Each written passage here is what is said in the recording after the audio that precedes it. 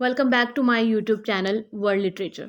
आज टॉपिक हम लोग डिस्कस करने वाले हैं वो है रिचर्ड डी लाइनहार्ट। इनकी बायोग्राफी को हम लोग डिस्कस करेंगे।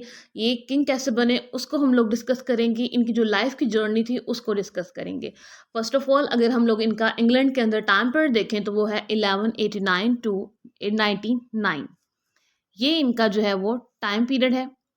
इस टाइम पीरियड के अंदर जो है ये इंग्लैंड में इनकी किंगशिप थी और ये एज अ किंग जो है वो थ्रोन पे थे। यहाँ तक क्लियर। उसके बाद अगर हम लोग रिचर्ड की लाइफ के बारे में बात करें तो इसमें हमें दो क्वेश्चंस नजर आते हैं। अब वो क्वेश्चन ये हैं, how did Richard the Lionheart become king of England? What was happen to Richard the Lionheart after the crusade?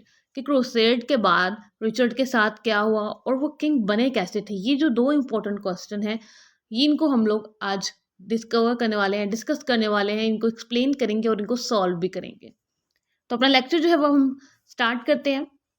First of all अगर हम लोग रिचर्ड की बात करें तो ये स्किल्ड मिलिट्री कमांडर थे और इन्होंने इंग्लिश फोर्सेस को थर्ड जो क्रूसेड हुई थी उसमें यूज़ किया था। अब थर्ड क्रूसेड क्या थी? क्रूसेड ये थी कि ये एक रिलीजियस वॉर्स थी जो कि हो एंशियंट टाइम्स में होती थी और ये सपोर्ट करते थे और इसको डायरेक्ट इस वजह से किया जाता था, जो क्रिश्चियन लैटिन चर्च है वो इसको सपोर्ट करते थे और ये मेडिवल टाइम पीरियड में होती थी। मीन्स कि कोई ऐसा लैंड जिसको आप पाना चाहते हो, ऐसा रिलीजियस कोई होली लैंड जिसको आप जाके अपनी किंगशिप करना चाहते हो बाय फोर्स, तो उस वजह से जो है ये क्रूसेड वॉर्स होती थी और ये थर्ड क्रूसेड जो है वो रिचर्ड दी लाइन हार्ट ने की थी। यहाँ तक क्लियर। अब इनकी जो बर्थ की बात करें तो 1157 में इनकी बर्थ हुई थी और ये थर्ड सन थे किंग हेनरी टू के। लेकिन इनके जो एल्डर ब्रदर्स थे उनकी डेथ हो जाती है। अभी इनके फादर की डेथ नहीं होती, उससे पहले ही इनके ब्रदर्स की जो है वो डेथ हो जाती है और उसके बाद रिचर्ड को मौका मिलता है थ्रोन पे आने का। अदरवाइज अगर इसके जो ब्रदर हैं वो जिंदा होते उस टाइम पे, जब वो जिंदा भी थे, तो इन तीनों भाइयों का आपस में कॉन्फ्लिक्ट चल रहा था कि हेनरी टू के बाद कौन किंग बनेगा।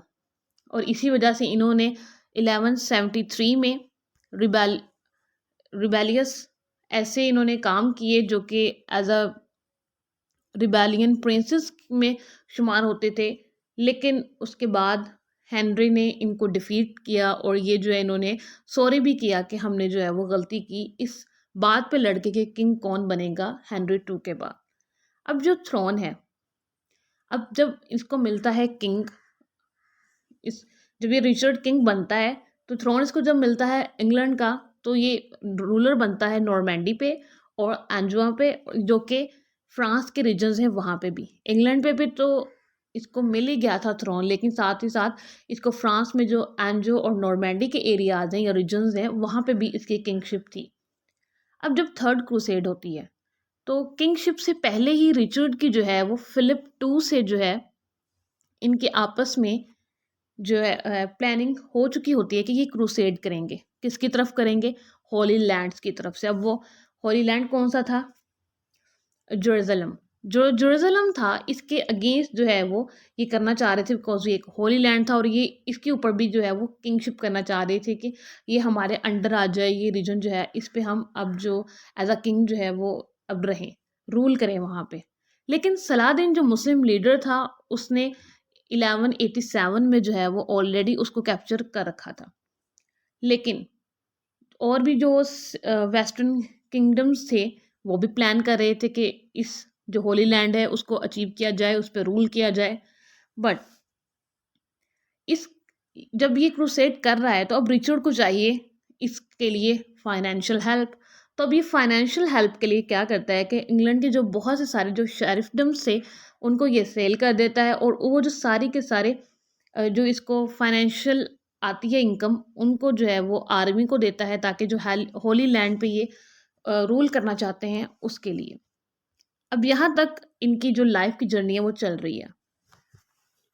अब क्या होता है कि जब इनकी ये होली लैंड पे जो कब्ज़ा है वो नहीं कर पाते तो रिचर्ड जो है ये इसका जो मुआहदा है उससे हो जाता है सलादीन से, और जब सलादीन से इसका मुआहदा होता है तो ये वापस अपने घर को जाने लगता है। अब जब वो घर जा रहा होता है तो उस टाइम पे वेदर ठीक ना होने की वजह से इसका जो शिप है वो पानी में डूब जाता है और वेनिस के करीब जाकर।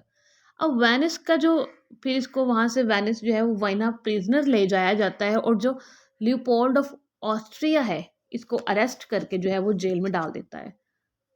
अब रिचर्ड को जब जेल में डाल दिया तो लियोपोल्ड कह रहा है कि एक मैं भारी जो रैंसम है इसको रिलीज़ करने का लूँगा, यानी कि अगर मैं इसको यहाँ से फ्री करूँगा जेल से तो मुझे इसके बदले में बहुत ज़्यादा जो अमाउंट में पैसे चाहिए। अब इसके लिए अब 1914 में रिचर्ड को अलाउ कर दिया जाता है कि अब इसको आज़ाद कर दिया जाता है जेल से, लेकिन जो इससे पैसे थे वो ले लिए जाते हैं इसको रिलीज़ करने के लिए। अब जब रिचर्ड वापस आता है तो इंग्लैंड में रहने की बजाय अब ये नॉर्मैंडी की तरफ चला जाता है, वहाँ पे अगेन जो है वहाँ पे ट्रायल करने के लिए। अब इसका जो अलाय था फिलिप टू, जो कि फ्रांस में रहता था, अब वो चाहता था कि जो मैं नॉर्मैंडी को अपना ही लैंड बना लूँ। अब वो इसके साथ जो है वो फ्रेंडशिप नहीं रखना चाहता था रिचर्ड के साथ।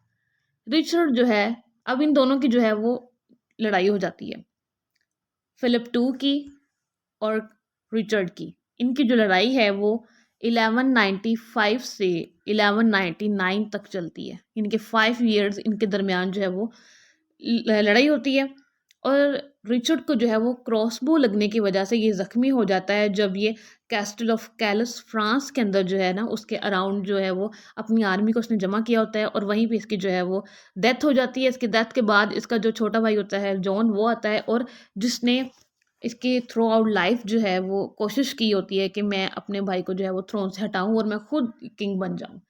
अब रिचर्ड दी लायन हार्ट के कुछ फैक्ट्स हैं लाइफ के, उनको हम लोग डिस्कस कर लेते हैं। अगर इनके लाइफ के फैक्ट्स को रिचर्ड दी लायन हार्ट की लाइफ के फैक्ट्स के बारे में बात करें तो इन्होंने जो 10 इयर्स इंग्लैंड में रेन किया उन्होंने इंग्लैंड में बहुत कम टाइम स्पेंड किया, ओवरसीज़ और वॉर्स में ज़्यादातर रहते थे।